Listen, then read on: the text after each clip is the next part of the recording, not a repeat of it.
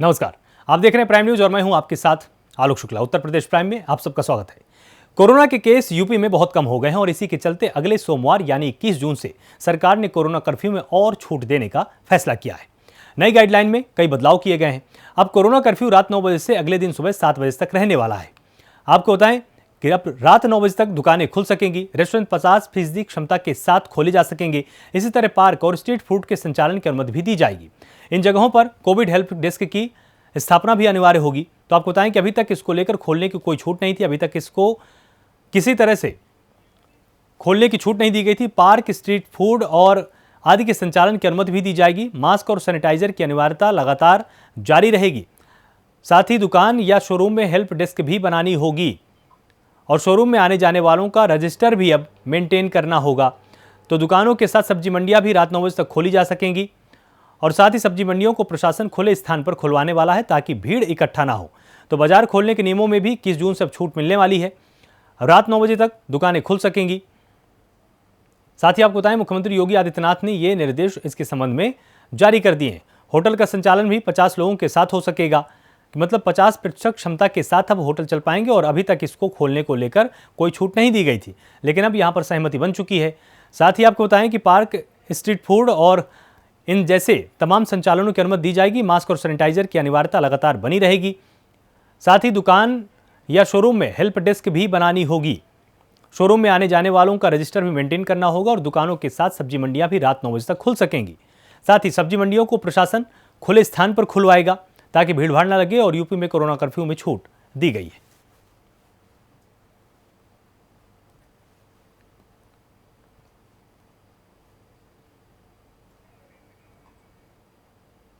वहीं मुख्यमंत्री योगी आदित्यनाथ ने प्रदेश में कोविड-19 के लक्षणों से युक्त 18 साल से कम उम्र के बच्चों के लिए दवाई किट के वितरण कार्यक्रम का शुभारंभ किया है।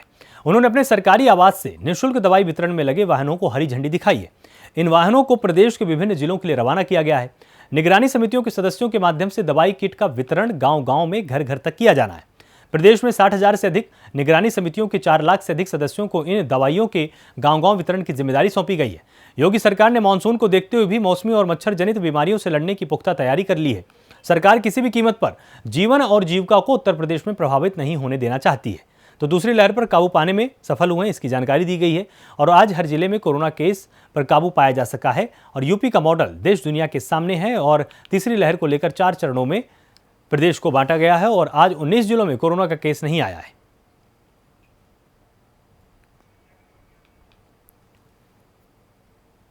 तो तीसरी लहर को लेकर 4 चरणों में प्रदेश को बांटा गया है और आज 19 जिलों में कोरोना का एक भी केस नहीं आया है। यही योगी सरकार की बड़ी उपलब्धि कही जा सकती है। साथ ही दूसरी लहर पर काबू पाने में सफल हुए हैं, इसकी जानकारी भी यहां पर प्रशासन द्वारा दी गई है।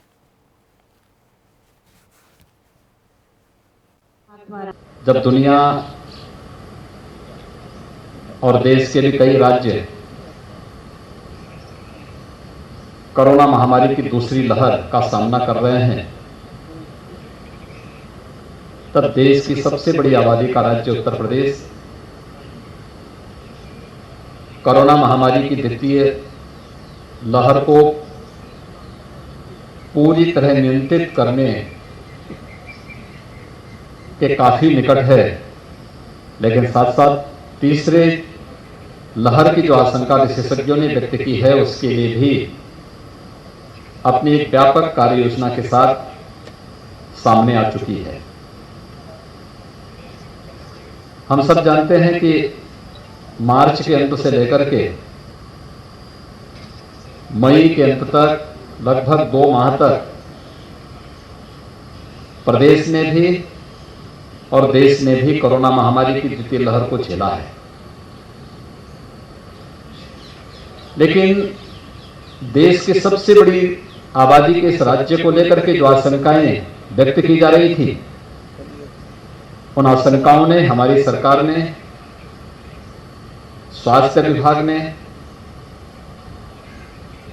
हेल्थ वर्कर्स ने, कोरोना वॉरियर्स ने पूरी मजबूती के साथ उन आशंकाओं को निर्मूल तो साबित किया है, लेकिन इस द्वितीय लहर को भी नियंत्रित करने में काफी हद तक सफलता प्राप्त की।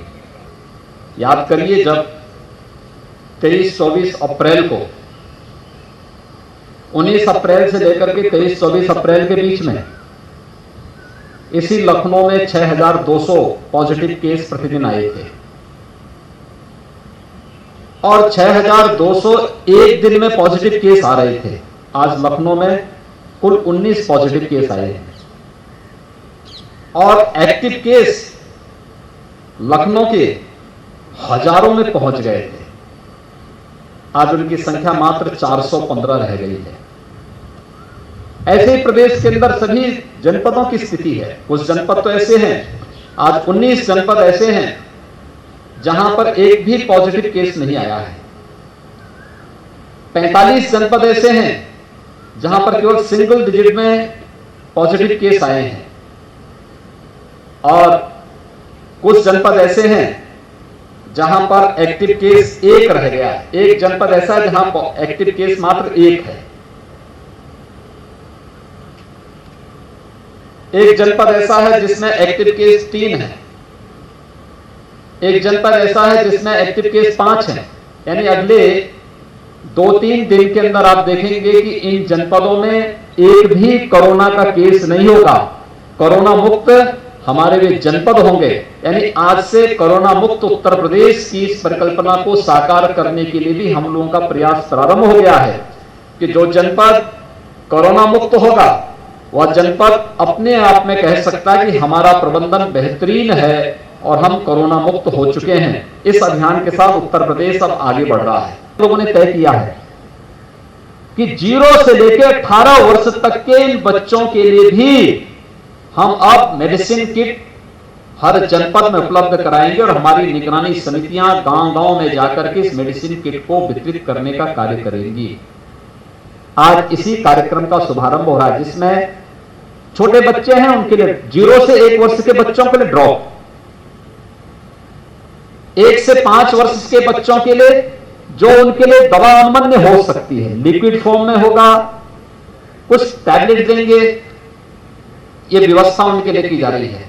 5 वर्ष से 12 वर्ष के बच्चों के लिए किस प्रकार की दवा होनी, पूरा प्रिस्क्रिप्शन लिख करके यहां से भेजा जा रहा है और फिर 12 से 18 वर्ष 4 चरणों में इस पूरी प्रक्रिया को विभाजित करते हुए 4 प्रकार के पैकेट हर एक निगरानी समिति तक पहुंचाने का कार्य किया जा रहा है। हमारा प्रयास है कि 72,000 से अधिक निगरानी समितियों को हम पहले चरण में 100-100 पैकेट उपलब्ध करवा करके वे अपनी ग्राम पंचायत में जाएंगे, डोर टू डोर सर्वे करेंगे।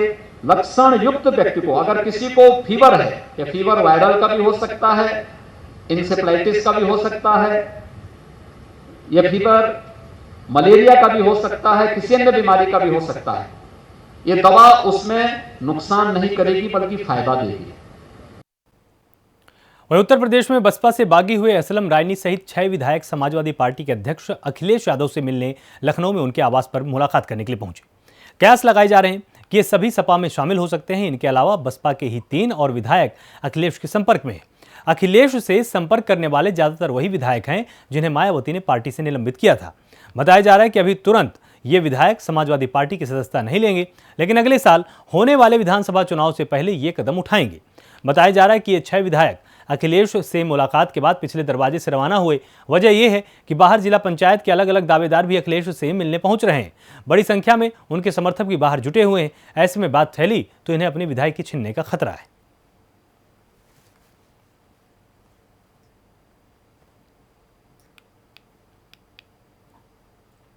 आपको बताएं कि असलम रायनी यहां पर पहुंचे हुए थे, साथ ही मुस्तफा सिद्दीकी पहुंचे हुए थे जिन्होंने मुलाकात की।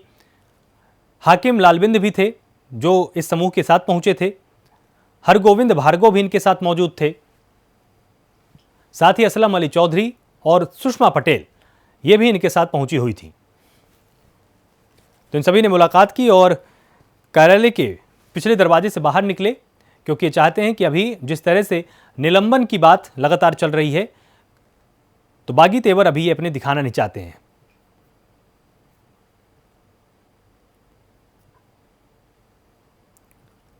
इनके साथ असलम अली चौधरी भी थे और साथ ही सुषमा पटेल भी इनके साथ शामिल थी।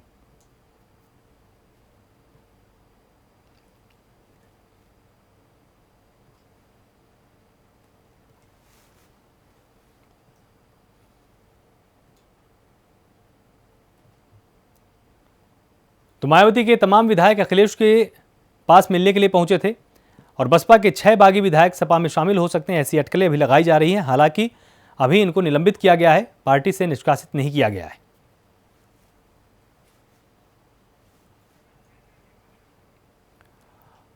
और बसपा के 6 बागी विधायक सपा में शामिल हो सकते हैं।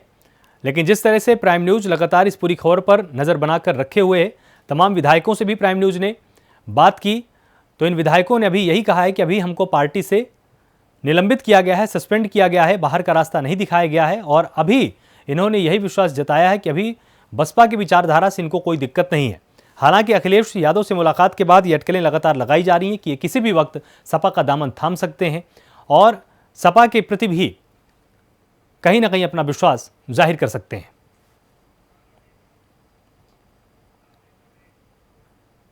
वहीं उत्तर प्रदेश में कोरोना वायरस का संक्रमण खत्म होने की कगार पर पहुंच चुका है।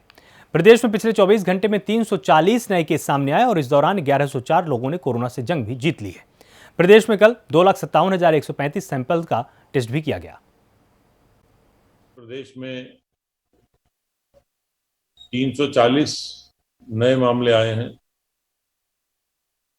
इस प्रकार नए आने वाले मामले जो कभी 23 अप्रैल को 38,000 से अधिक थे, लगभग 1.5 माह में घट के ये 340 प्रतिदिन रह गए हैं। और टेस्ट की संख्या भी 2,57,135 रही है। मामले कम होने के बावजूद भी टेस्ट की संख्या बढ़ाई जा रही है। इस प्रकार आज जो है ठीक होने वाले मामलों की संख्या 11,004 है। 11,004 व्यक्ति जो हैं वो ठीक होकर या तो अस्पतालों से घर गए हैं या घर में उनका जो है क्वारंटीन का समय पूरा हो गया है। इस प्रकार अब तक कुल 16,74,000 लोग डिस्चार्ज हुए हैं और कुल प्रदेश में 17 लाख लोगों को कोरोना संक्रमित जो हुए थे। प्रदेश में 2,57,135 कल टेस्ट किए गए। इस प्रकार कुल मिला के 5,38,00,000 टेस्ट अब हो गए हैं। देश में 5 करोड़ से अधिक टेस्ट करने वाला उत्तर प्रदेश जो है एकमात्र राज्य है। कुल एक्टिव के 7,221 में से 4,382 जो हैं वो व्यक्ति होम आइसोलेशन में हैं।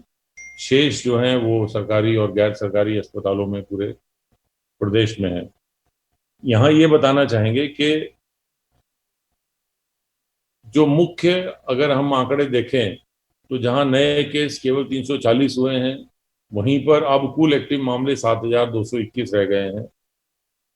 यहाँ ये बताना है कि देश में उत्तर प्रदेश का एक अपना एक अभिनव मॉडल है, एक अपना एक अनूठा मॉडल है, जिसके अंतर्गत माननीय मुख्यमंत्री जी के निर्देशन में नेतृत्व में 3T जो एक्टिव, जो एग्रेसिव, ट्रेस, टेस्ट और ट्रीट की जो नीति अपनाई गई और इसके साथ साथ जो आंशिक कोरोना कर्फ्यू और एग्रेसिव वैक्सीनेशन मतलब टीकाकरण पे बहुत जोर दिया गया, उसकी वजह से देश में इतनी तेजी से जो मामलों में गिरावट है वो किसी अन्य प्रदेश में नहीं आई है।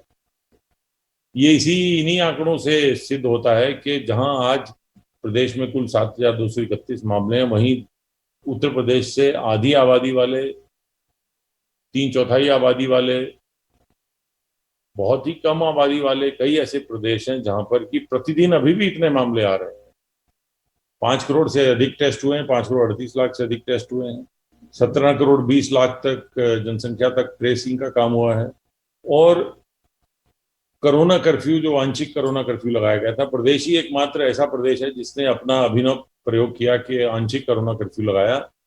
देश में सब जगह पे जो है लॉकडाउन रहा, औद्योगिक गतिविधियों को रोका नहीं गया और सभी उद्योग चलते रहे। इस सभी चीनी मिलें चलती रही, किसानों से गेहूं क्रय का प्रोग्राम चलता रहा, गेहूं क्रय होता रहा, रिकॉर्ड गेहूं क्रय हुआ। आवश्यक वस्तुओं की आवाजाही, ट्रांसपोर्टेशन, शॉप, दुकानें, इनको नहीं बंद किया गया। तो ये जो पूरी व्यवस्था थी, ऑनलाइन व्यवस्थाएं सब चलती रही। ये जो पूरी व्यवस्था थी आंशिक कोरोना कर्फ्यू की, ये मुख्यतः इसका उद्देश्य जीवन और जीविका दोनों को बचाना था और दोनों में कामयाबी मिली। जहां तक कि ऐसे व्यक्ति जो जिनकी जीविका प्रतिदिन जो है वो डेली बेस पे चलती थी, ठेला, रेड़ी, लगाने वाले, खोमचा लगाने वाले, उनको प्रदेश सरकार द्वारा विशेष जो है उनको सब्सिस्टेंस अलाउंस या जो कहते हैं उनको भत्ता 1,000 रुपये महीना वो भी दिया गया।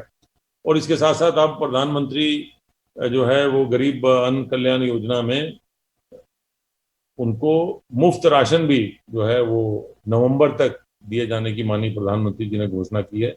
तो इस प्रकार जहां एक और ट्रेस करके, टेस्ट करके और इलाज हो रहा है, वहीं दूसरी ओर ऐसे जो हमारे जनसंख्या के गरीब तबके हैं या गरीब जो जो जो दैनिक मजदूरी वाले हैं, उनको 1,000 रुपये प्रति माह जो है वो दिया जा रहा है। और जो हमारे दैनिक मजदूरी करने वाले हैं, जो रजिस्टर्ड और अनरजिस्टर्ड मजदूर हैं, उनको 1,000 रुपये अभी कुछ दिन पहले हस्तांतरित किया गया था। और साथ में सभी को राशन जो है नवंबर तक का दिया जा रहा है। इस प्रकार सब सरकार जो है हर तरह से जो अपने जनसंख्या है उसका देखभाल कर रही है। और इसी का परिणाम है कि सबके सहयोग से आज उत्तर प्रदेश में कोरोना की द्वितीय लहर जो है वो काफी जो है नियंत्रण में है।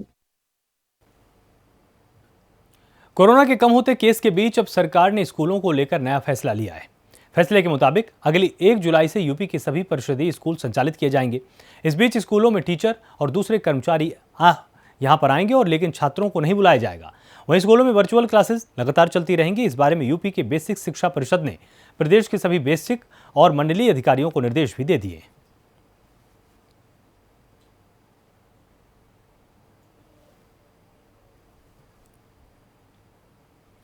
तो यहाँ पर स्कूलों में सिर्फ स्टाफ को बुलाने की इजाज़त दी गई है और स्कूलों को लेकर बड़ा फैसला आ चुका है। बच्चों को अभी विद्यालय में नहीं बुलाया जाएगा और साथ ही जो वर्चुअल क्लासेस थी वो लगातार विद्यालयों में चलती रहेंगी।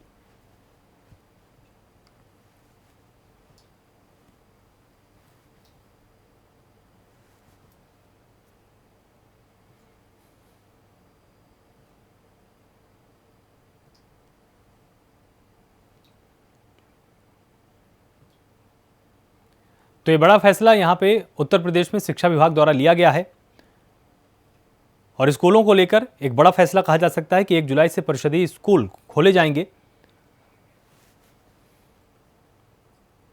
वहीं अब खबर अयोध्या से है। श्री राम जन्मभूमि तीर्थ क्षेत्र ट्रस्ट पर लगे भ्रष्टाचार के गंभीर आरोपों पर ट्रस्ट के महासचिव चंपत राय ने सफाई दी है। उन्होंने कहा कि दुर्भाग्यपूर्ण है कि आरोप लगाने वालों ने आरोप से पहले ट्रस्ट के पदाधिकारियों से तथ्यों की जानकारी नहीं ली। सभी लेन देन बैंक टू बैंक हुए हैं और टैक्स में कोई चोरी नहीं की गई। राम जन्मभूमि तीर्थ क्षेत्र ट्रस्ट के महासचिव चंपत राय ने कहा कि जितना क्षेत्रफल है उसकी तुलना में इस भूमि का मूल्य 1,423 रुपये प्रति वर्ग फीट है, जो बाजार मूल्य से बहुत कम है। मालिकाना हक का निर्णय करना बहुत जरूरी था, जो कराया गया। हमने जमीन का एग्रीमेंट करा लिया, अभी बैनामा कराया जाना बाकी है।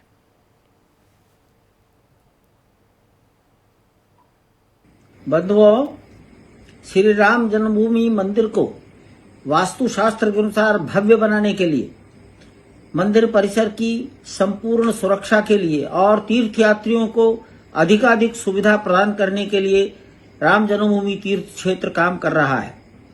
मंदिर के पश्चिमी कोने पर परकोटा और रिटेनिंग वॉल है। इसी प्रकार पूर्वी कोने पर परकोटा है। परकोटा और रिटेनिंग वॉल की सीमाओं में कुछ मंदिर और गृहस्थों के मकान आ रहे हैं। इसी कारण इनको क्रय किया जा रहा है। लेकिन तीर्थ क्षेत्र का निर्णय है कि जिनको खरीदा जाएगा ऐसे सब व्यक्तियों को, स्थानों को पुनर्वासित भी किया जाएगा। पुनर्वास करने के लिए भी उन्हीं की सहमति और पसंद की जमीन को हम खरीदेंगे और संबंधित संस्थानों और व्यक्तियों को प्रदान करेंगे। इसी उद्देश्य से अयोध्या में रेलवे स्टेशन और सड़क के मार्ग पर बड़ी प्राइम लोकेशन पर बाग बिजेसी नाम के क्षेत्र में 1.20 हेक्टेयर भूमि का हमने चयन किया।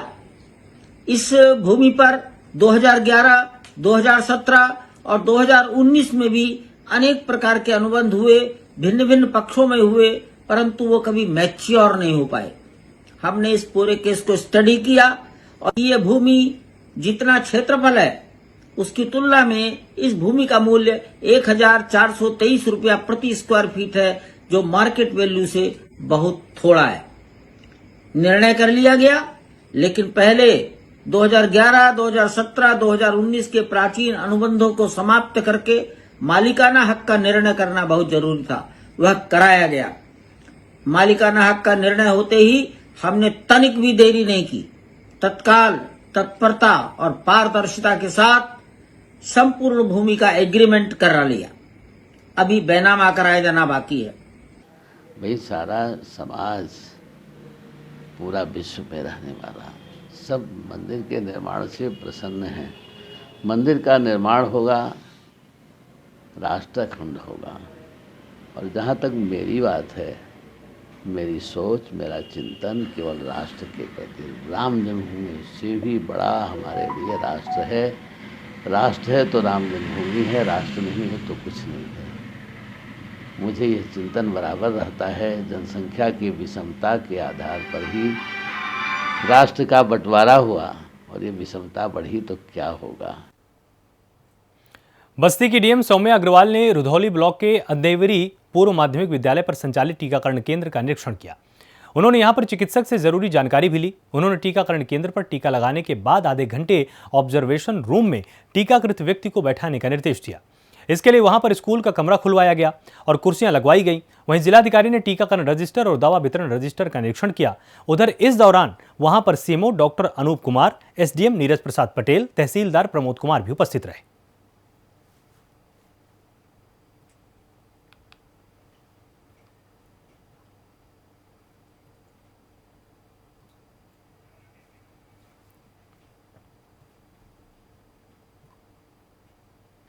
वहीं जौनपुर में बदमाशों ने डीएम आवास के सामने गोली चला दी। बदमाशों ने एक युवक पर निशाना साधते हुए फायर कर दिया, जिसमें युवक बाल बाल बचा है।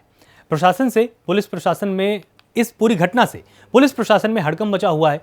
पुलिस ने मौके पर पहुंचकर 2 लोगों को हिरासत में लिया है और जिनसे पूछताछ लगातार की जा रही है।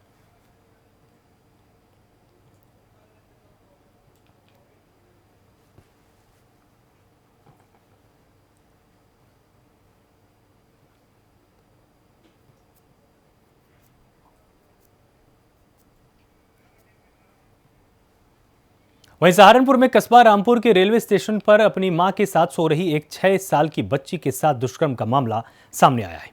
घटना की जानकारी पर भीड़ इकट्ठा हो गई। घटना की सूचना पुलिस को दी गई और मौके पर पहुंची पुलिस ने बच्ची को अस्पताल में भर्ती कराया है, जहां चिकित्सकों ने उसकी हालत को गंभीर देखते हुए जिला अस्पताल रेफर कर दिया। वहीं पुलिस ने मामला दर्ज करते हुए आरोपी की तलाश शुरू कर दी है।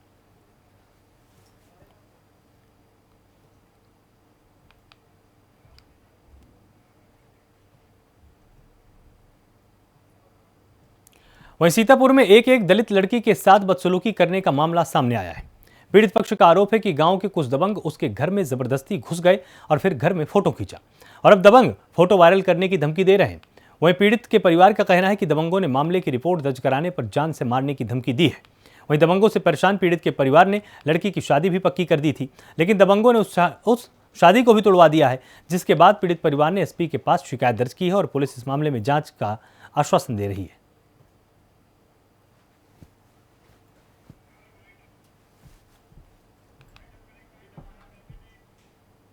उत्तर प्रदेश प्राइम में फिलहाल इतना ही। आप लगातार जुड़े रहिए प्राइम न्यूज के साथ। नमस्कार।